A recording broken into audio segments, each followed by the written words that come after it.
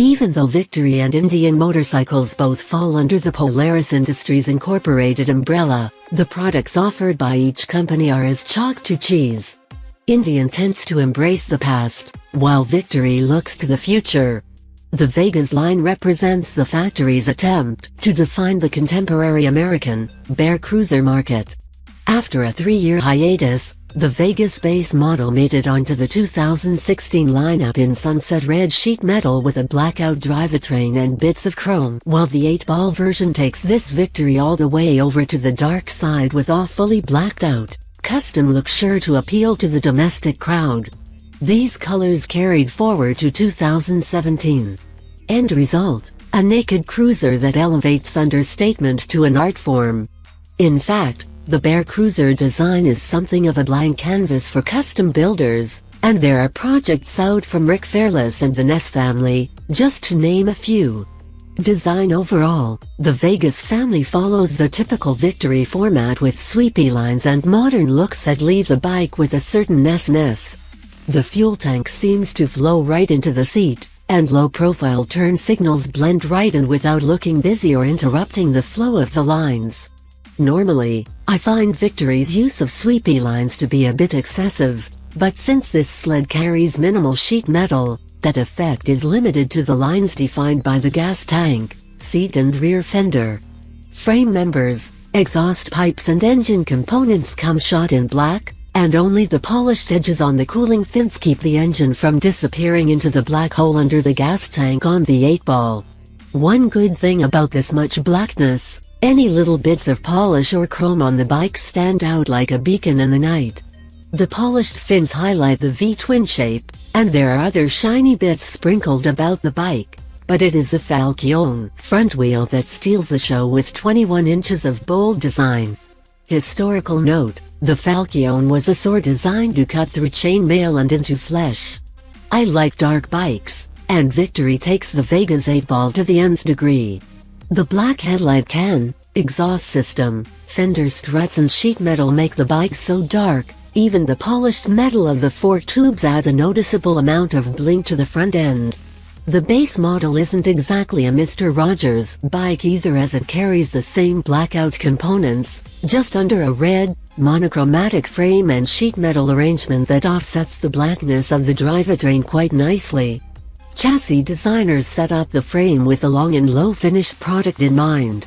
They ended up setting the steering head at a 33-degree angle, which pushed the wheelbase out to 67.1 inches and the overall length just over 8 feet long at 96.9 inches.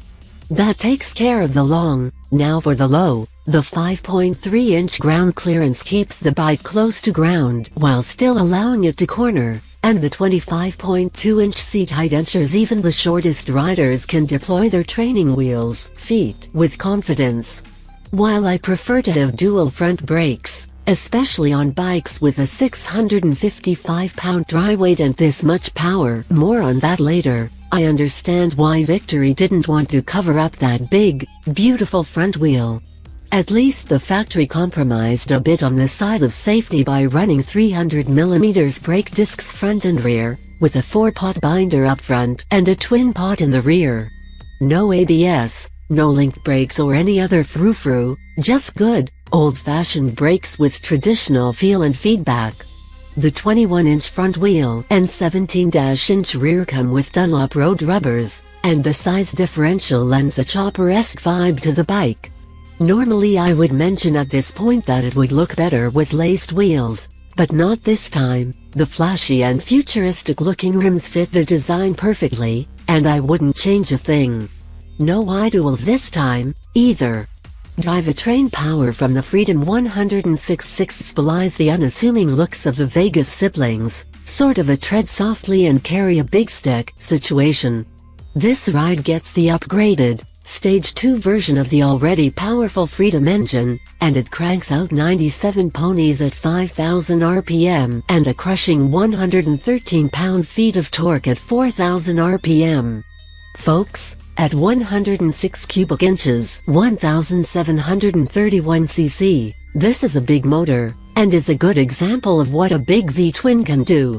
The factory follows tradition by using an air-cooled engine instead of trying to find a cool way. Note, there is no cool way to hide a radiator, but it hedges its bets by tucking an oil cooler away in an inconspicuous spot. Dual 45mm throttle bodies manage the air-fuel mixture as it heads through the 4 valve heads and into the dual staggered exhaust system as waste gas. The pipes come with what Victory calls the common volume/cut mufflers, but offer louder, low-resistance pipes as an accessory. Not only will these make you louder, but also in combination with a performance air cleaner they will open the engine up and let it breathe as it was meant to. Think of it as the Victory equivalent of the Harley tax. The stump-pulling torque is great for helle shots and blasting up hills, but the 6-speed transmission with overdrive allows you to push out of the city and onto the open road. Throw a couple of bags on it and you have yourself a casual tour bike sans fairing and windshield. Price: the Vega's 8-ball is definitely in the entry-level, or first upgrade category, at $12,999, up $500 from 2016, plus freight and such. Much like the old Fords, you can get it in any color you want, as long as you want black. That's unfortunate, but not a deal-breaker.